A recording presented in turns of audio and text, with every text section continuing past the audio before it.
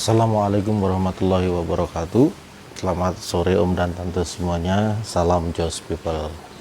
Oke, sore hari ini saya ingin jawab ya pertanyaan Om dan Tante di video, atau di konten yang judulnya bagaimana hunting reseller di Instagram. Ini ada beberapa pertanyaan yang akan langsung saya jawab sekilas gitu ya. Oke. Yang pertama, Om Adli Sport, Om sarannya apakah pakai IG pribadi apa bikin IG baru Om? Soalnya kalau IG pribadi taulah kan pertemanannya itu nggak terarah, apalagi gabung dengan postingan foto-foto lama kenangan gitu, jadi bingung Om. Oke. Kalau Anda agen ya, kalau ada agen sebenarnya pakai IG lama pun tidak masalah. Kenapa seperti itu?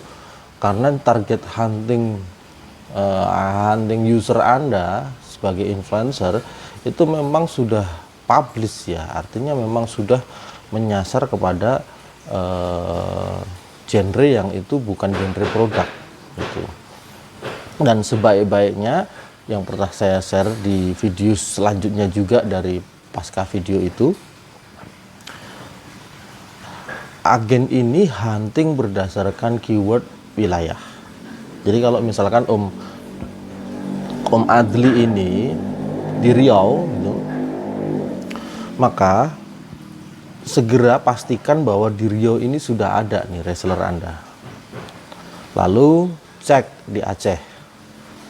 Nah, ketika di Aceh ini belum ada, hunting dulu nih reseller di sana dengan cara bangun keyword Aceh, Banda Aceh, Lok Sumawe dan lain sebagainya untuk mendapatkan reseller dulu 1-5 orang di sana. Oke, nanti cek di daerah Medan. Sudah ada nggak reseller di sana, di Sumatera Utara? Oke, sudah ada belum? Kalau belum ada, hunting.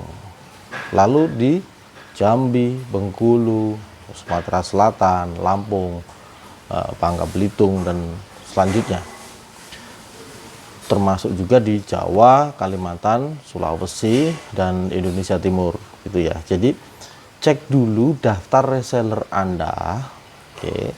Lalu pastikan bahwa beberapa provinsi ya itu menyebar, jangan terkonsentrasi hanya di satu wilayah gitu Om Adli. Jadi memang secara pencarian follower yang di IG ini untuk mendapatkan reseller baru ini tujuannya berbeda dengan cara reseller mendapatkan user. Akan sangat luar biasa bagi seorang agen yang bisa mengakomodir minimal itu seluruh reseller di seluruh provinsi nih, harus ada dulu nih. Oke. Lalu kalau sampai punya 2 akun ya, 2 akun lebih, kalau satu akun kan cuma 25 reseller nih, sedangkan provinsi sekarang ada 37. Nah, kalau 2 akun itu bisa mengarah ke hampir di kabupaten kota di Indonesia.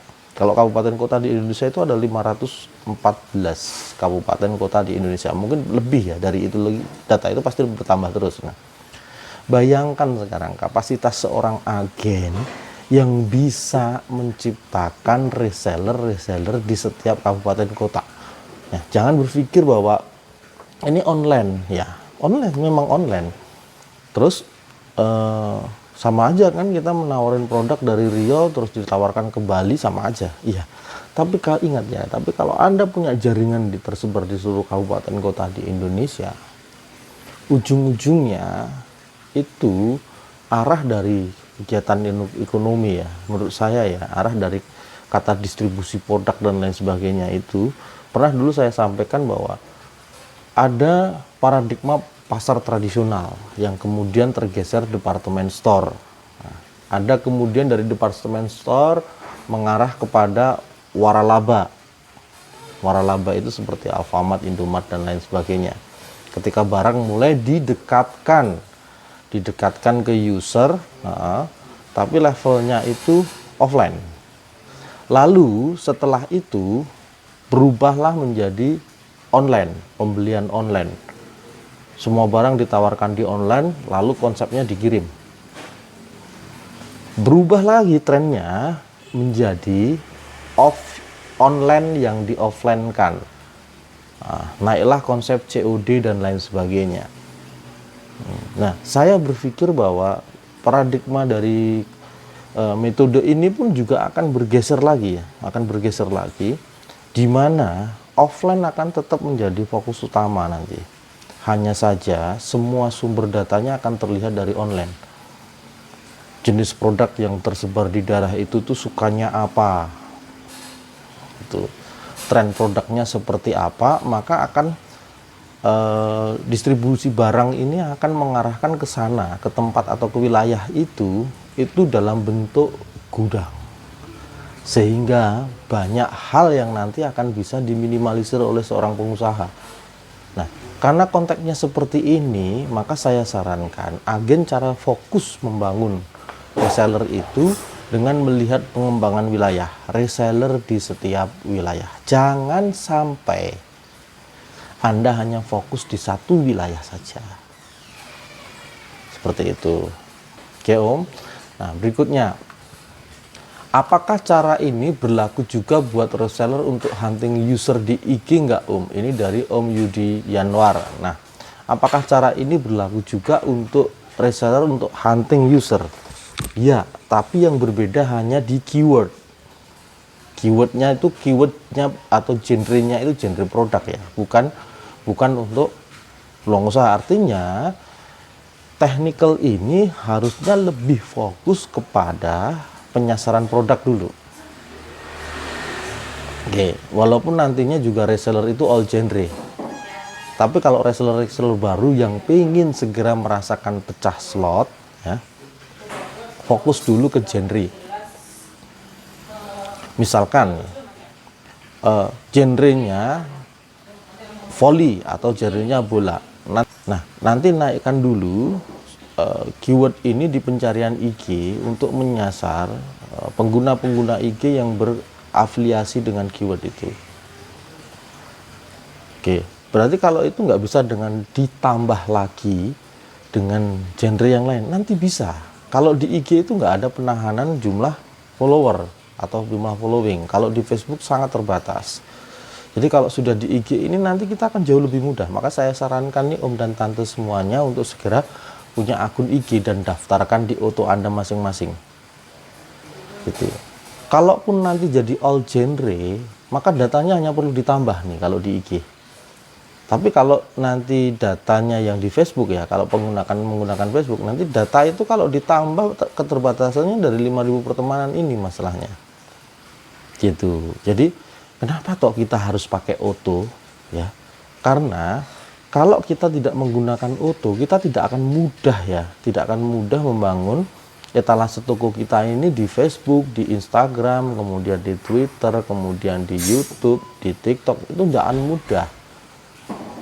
Penyiapan materinya di platform-platform itu tadi karakternya berbeda-beda, dan saya yakin Om dan Tante itu nggak bisa nih mengatur sirkulasi materi konten, sedangkan pada etalasenya setiap hari itu banyak, frekuensinya lebih dari satu, nanti nyusun materinya gimana? Nah, inilah kalau di luar sana itu ya, kalau di luar sana itu banyak agensi-agensi yang mengawal banyak pengusaha online untuk membangun branding produknya. Kalau di Regar Spot itu kita gratiskan untuk jaringan. Gitu. Jadi salah satu auto ya, kegunaan auto ini untuk Anda semua adalah membangun konsep efektivitas dan efisiensi kinerja di bisnis ini bagi Anda semuanya. Tidak perlu ribet menyiapkan materi, tidak perlu ribet mengingat jadwal postingan, karena dengan itu semua nanti ada pemberitahuannya. Terus bagaimana fokus hanya kepada jangkauannya, sehingga penawaran yang diberikan kepada calon-calon user ini akan meluas atau melebar seperti itu. Dan Dalam satu hari sebaiknya posting berapa kali Om? Minimal seperti apa yang sudah di-share di Oto. Di Oto itu kalau nggak salah satu hari sudah ada 4 postingan ya, 4 jadwal postingan yang seharusnya Om dan Tante harus teruskan itu. Nah, nanti akan ada tambahan postingan yang akan dikelola dari Brands. Oke, ini kan 4 postingan ini semua yang dikelola dari yang disediakan dari manajemen, dari anak-anak branding di manajemen. Nanti juga akan ditambah dari Brands-nya. Brands akan menambah nih. Efektifnya itu akan kita bergerak dari 4 sampai 8 post per hari di setiap platform. Jadi nanti kita akan riset nih, yang paling bagus itu setiap hari di berapa. Nah, yang penting hari ini lakukan seperti jadwal di Oto. Itu ya, Om dari Om Logita Official. Ya. Oke, nah, ini pertanyaan-pertanyaan yang ada di konten ini. Ya, jadi nanti yang belum melihat atau ya belum menyaksikan di bagaimana hunting reseller di Instagram, saya sarankan untuk lihat dulu. Oke. Dan pertanyaan-pertanyaan ini bisa kemudian menjadi referensi tambahan. Demikian ya Om dan Tante semuanya. Terima kasih. Nanti kita sambung dengan pertanyaan berikutnya di video berikutnya. Wassalamualaikum warahmatullahi wabarakatuh. Salam Jos People.